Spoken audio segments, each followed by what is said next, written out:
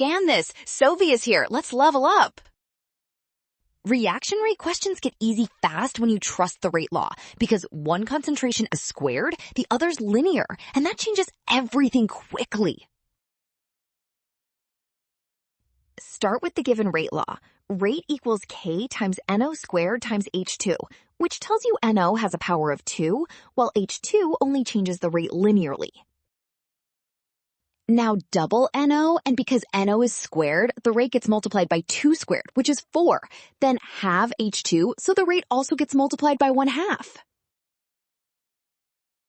Combine those factors, 4 times 1/2 equals 2, so the overall reaction rate becomes twice the original rate, and that points straight to option C.